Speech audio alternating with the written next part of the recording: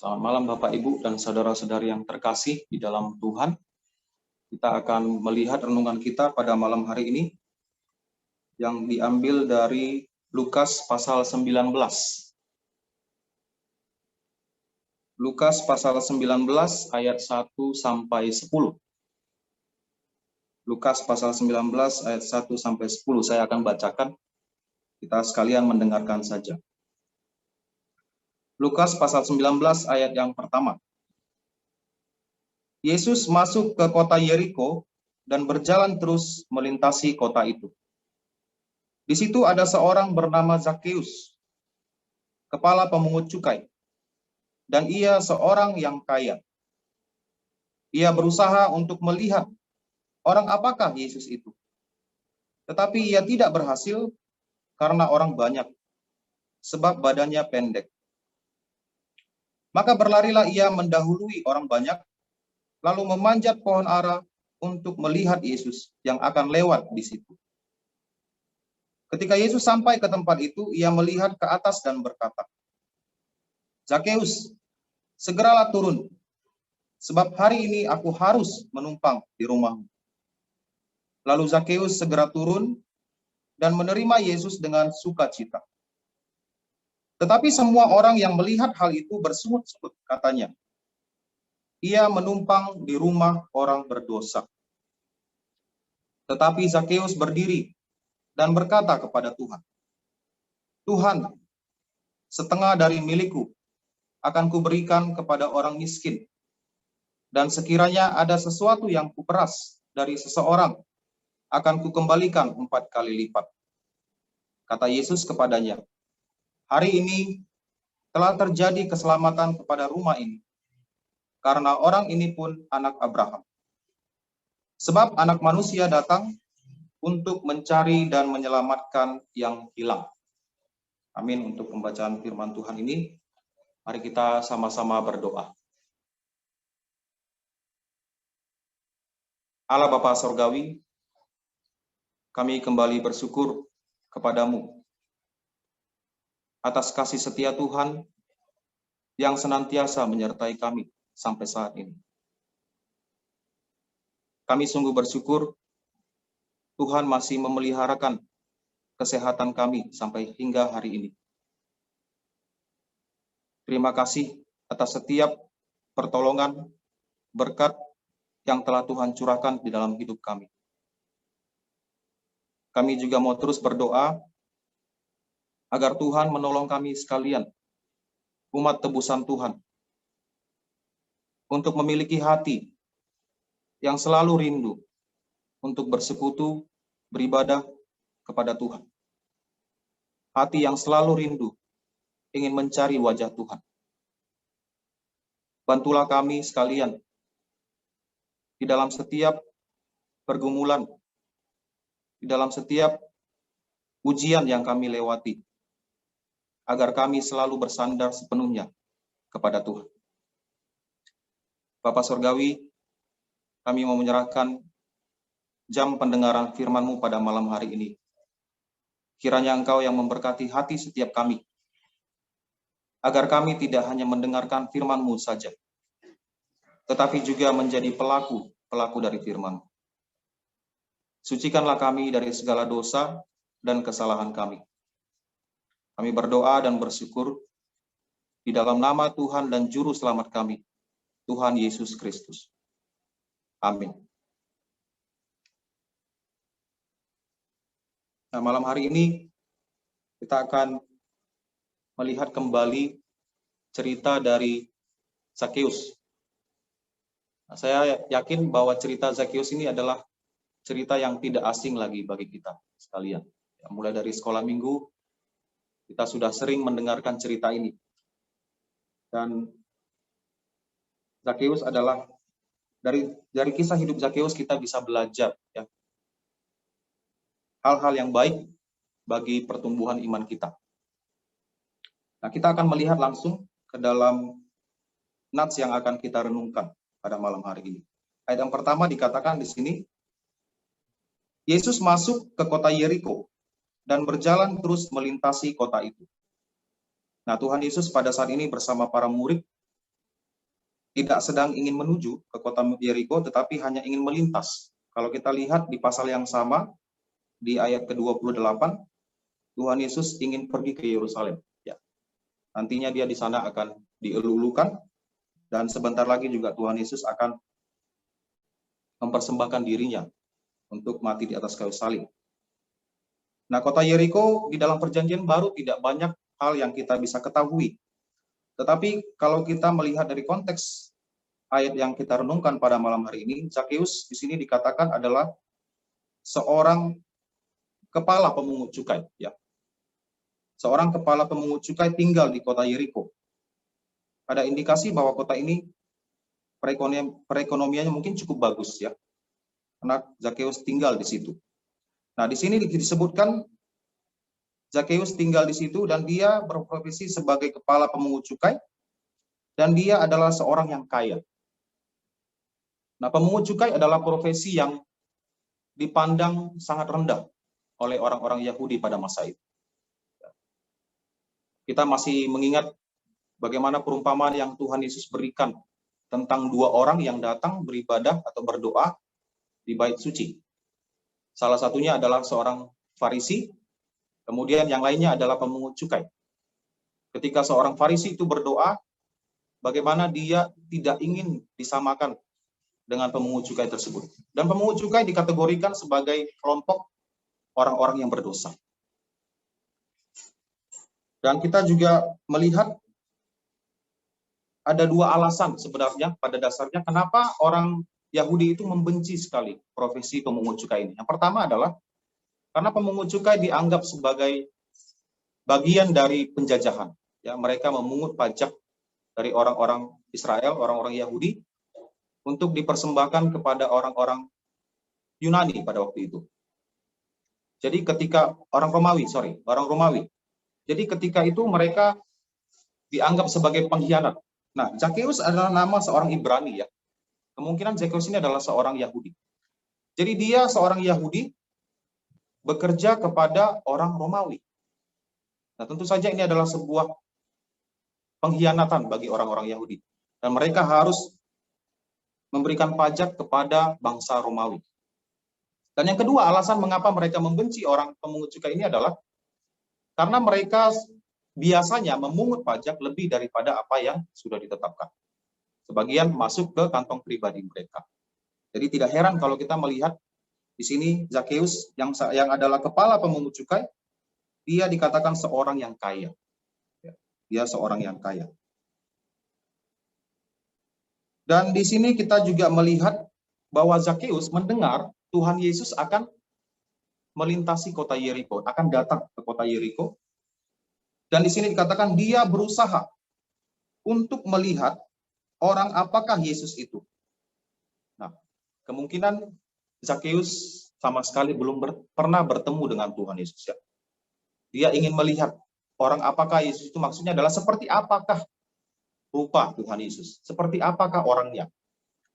Nah, mungkin ada banyak alasan mengapa Zakeus berusaha ingin melihat Tuhan Yesus.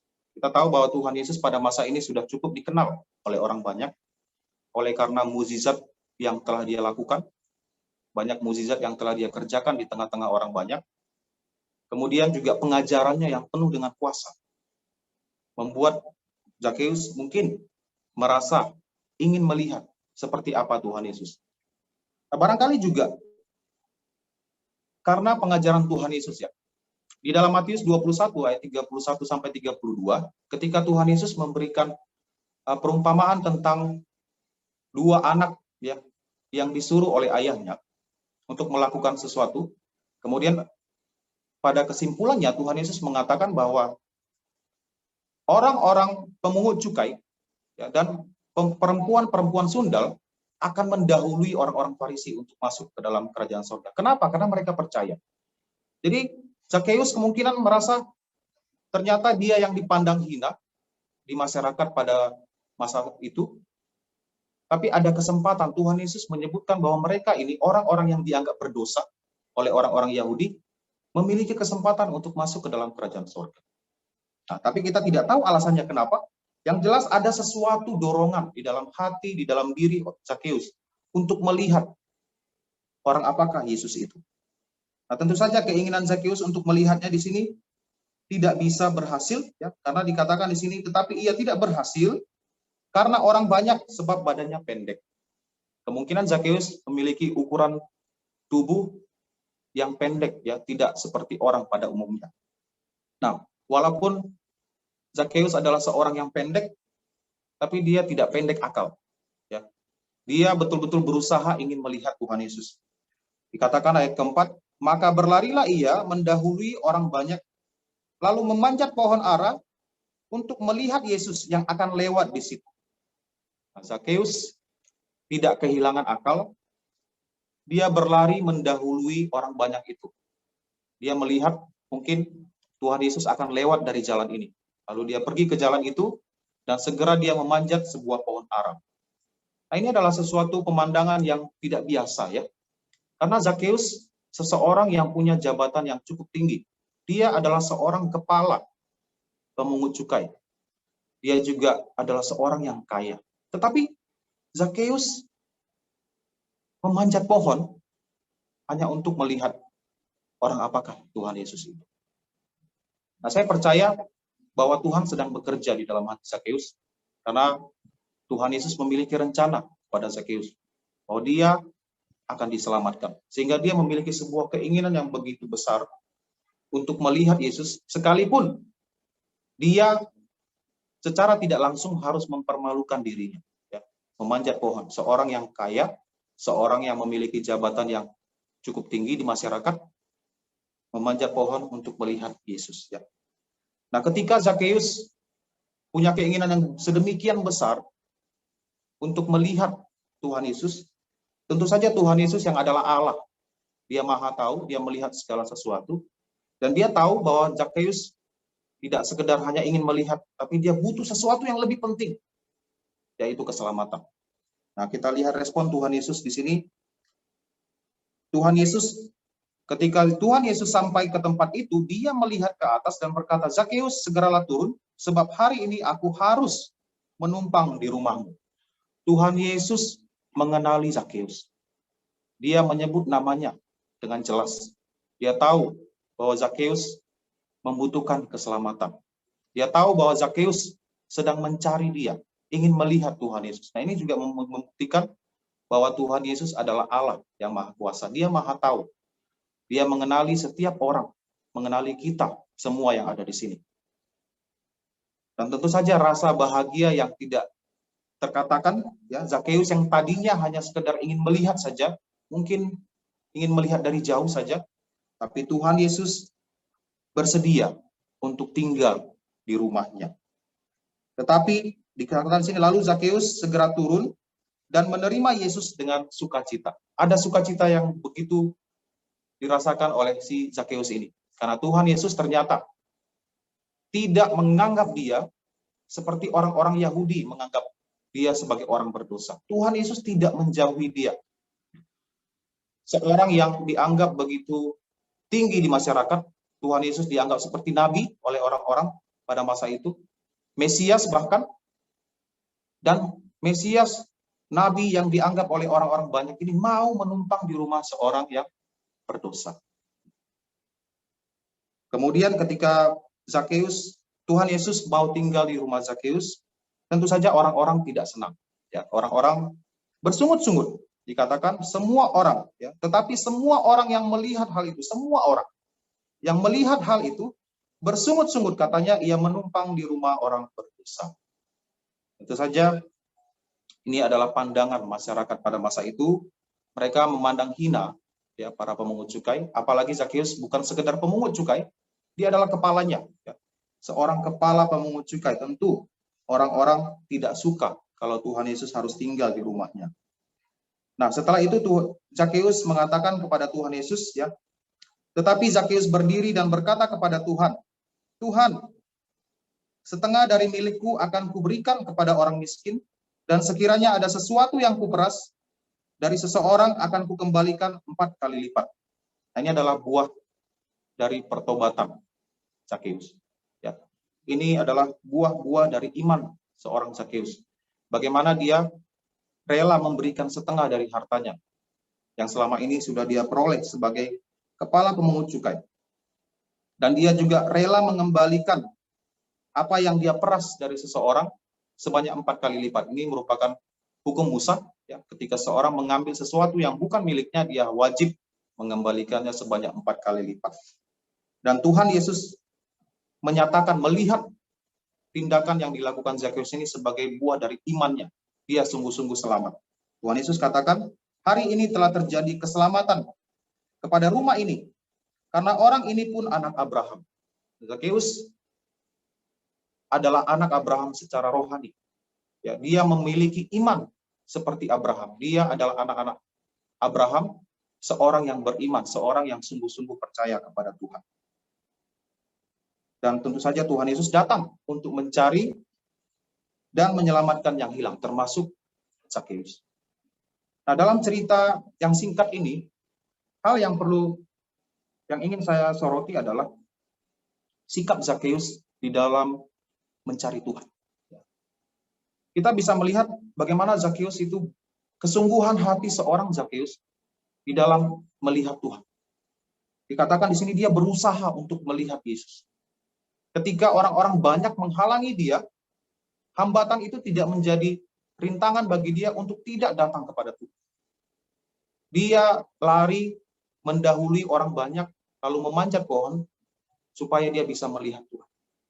Ini adalah kesungguhan hati di dalam mencari Tuhan yang harus kita tiru, kita miliki. Apalagi kita sebagai orang-orang yang beriman, orang-orang Kristen, orang-orang yang percaya. Nah, pada saat ini tentu saja Tuhan Yesus tidak lagi ada di tengah-tengah kita secara fisik. Dia sudah naik ke sorga, dia sudah duduk di sebelah kanan Allah Bapa yang Maha Kuasa. Tapi dalam praktiknya, kita bisa mencari Tuhan di dalam ibadah kita. Bagaimana kesungguhan hati kita di dalam mencari Tuhan, di dalam beribadah. Nah, selama pandemi, kurang lebih 15 bulan ya, gereja mengadakan ibadah secara online. Bahkan tatap muka pun sempat harus pakai bertahap ya. Ada beberapa jemaat saja yang datang, lalu kemudian disusul jemaat yang lain. Oleh karena pandemi ini, kita banyak sekali menghadapi pembatasan sosial. Nah, ini adalah sebuah program dari pemerintah yang juga harus kita dukung sebagai orang beriman. Ya, kita juga harus tunduk kepada pemerintah kita. Sehingga ibadah kita juga harus diadakan secara online. Bagi sebagian kita mungkin ada yang merasa ibadah secara online mungkin tidak cocok ataupun terkesan kurang hikmat ya ketika kita mengikuti ibadahnya, seperti rasanya mungkin menonton TV, menonton video. Jadi rasa ibadah, kesan yang kita dapat, kita tidak sedang beribadah. Sehingga hal ini mungkin bisa menjadi penghalang bagi kita untuk datang kepada Tuhan. Akhirnya kita urungkan niat kita untuk beribadah. Apakah kita memiliki kesungguhan hati untuk sungguh-sungguh mencari Tuhan? Apakah penghalang-penghalang demikian tidak bisa kita atasi untuk mencari Tuhan? Mungkin di antara kita juga masih kurang paham, ya masih ada yang kurang paham dalam menggunakan aplikasi online seperti media Zoom atau Facebook. Bukankah hal ini sebenarnya bisa dipelajari? Hanya untuk mencari Tuhan, bukankah ini harusnya bisa kita tangani? Nah, saudara-saudari yang terkasih di dalam Tuhan, kita harus selalu mengingat apa yang telah Tuhan Yesus kerjakan bagi kita. Tuhan Yesus sudah memberikan hidupnya, nyawanya, sebagai tebusan bagi kita sekalian. Kita yang harusnya binasa, dihukum di tempat penghukuman kekal, telah ditebus dengan darahnya yang mahal, darahnya yang kudus. Bolehkah kita, oleh karena halangan-halangan yang sedemikian, akhirnya kita tidak datang beribadah kepadanya? Kemarin sewaktu gereja juga sudah mulai buka, jemaat juga masih belum sepenuhnya datang ke gereja. Mungkin ada yang masih takut, ada yang merasa cemas karena penyakit bawaan. Nah, itu masih bisa dimaklumi. Ya.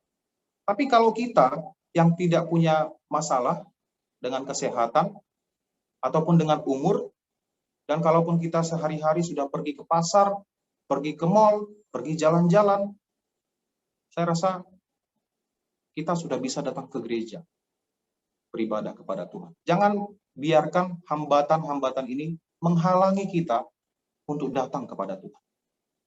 Ibadah harus menjadi prioritas utama di dalam kehidupan setiap orang Kristen, setiap orang beriman. Ibadah merupakan perintah dari Tuhan, bukan pilihan. Setiap orang Kristen harus pergi beribadah kepada Tuhan. Dan baru-baru ini kita menerima surat edaran juga dari pemerintah, mengingat kondisi pandemi yang kembali menginfeksi cukup banyak orang. Akhirnya dibuatkan sebuah surat keputusan, surat edaran, bahwa kita kembali melakukan pembatasan sosial. Dan gereja kita juga mulai minggu lalu sudah kembali mengadakan ibadah secara online. Marilah kita selalu datang mencari Tuhan di dalam ibadah kita. Apapun halangan-halangan tersebut, biarlah itu bisa kita atasi. Kita usahakan, seperti Zakeus berusaha untuk melihat Tuhan. Kita berusaha untuk mengatasi setiap hambatan, halangan yang menghalangi kita untuk datang kepada Tuhan. Dan satu lagi, mencari Tuhan juga bisa kita lakukan dengan mematuhi perintahnya. Tuhan Yesus bukan hanya Tuhan dan Juru Selamat kita, tetapi Dia juga adalah Tuhan kita, Tuhan. Dia memiliki kedaulatan atas hidup kita. Kita adalah hamba-hamba Tuhan, anak-anak Tuhan. Jadi hendaknya juga setiap perintah yang telah Tuhan berikan,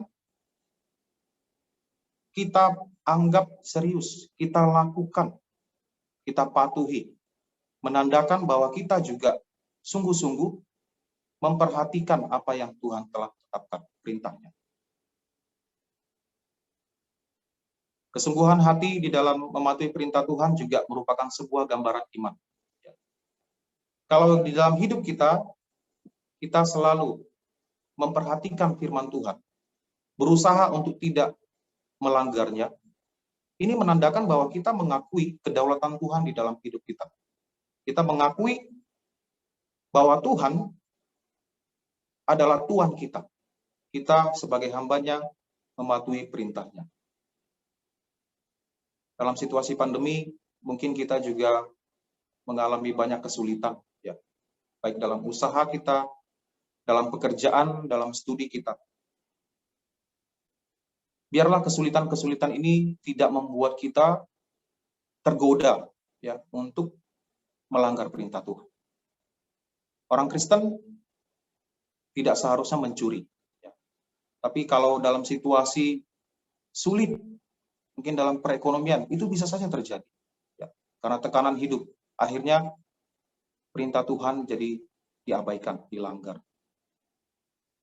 Dalam usaha juga, karena keterbatasan yang begitu membatasi kita untuk mencari rezeki, mengembangkan usaha kita, terbuka jalan-jalan pintas yang melanggar perintah Tuhan. Nah, itu juga harus kita hindari. Kita harus tetap beriman kepada Tuhan. Kalau Tuhan sudah menetapkan perintahnya, itu adalah hal yang baik untuk kita patuhi. Tuhan tidak pernah memberikan sebuah perintah, menetapkan sebuah perintah untuk melukai kita, menyakiti kita. Itu semua adalah untuk kebaikan kita. Ya, jadi Bapak Ibu, saudara-saudari yang terkasih di dalam Tuhan, biarlah kita sekalian, ya, diingatkan kembali untuk senantiasa tekun di dalam mencari Tuhan, di dalam ibadah kita, dan di dalam kepatuhan kita kepada perintah-perintahnya. Kiranya Tuhan menolong kita sekalian, mari kita berdoa.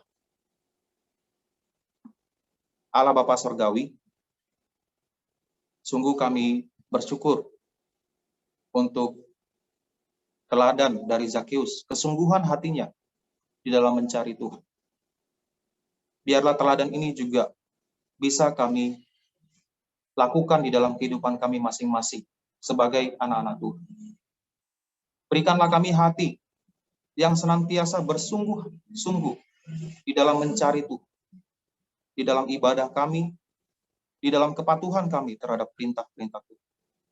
Bantulah kami sekalian ya Bapa, agar kami bisa hidup senantiasa berkenan kepadamu. Terima kasih. untuk pertolongan Tuhan, untuk berkat dari firman-Mu ini. Kami serahkan jam doa kami selanjutnya ke dalam tangan pengasihan-Mu. Ampuni kami dari dosa dan kesalahan. Di dalam nama Tuhan Yesus, kami berdoa dan bersyukur. Amin.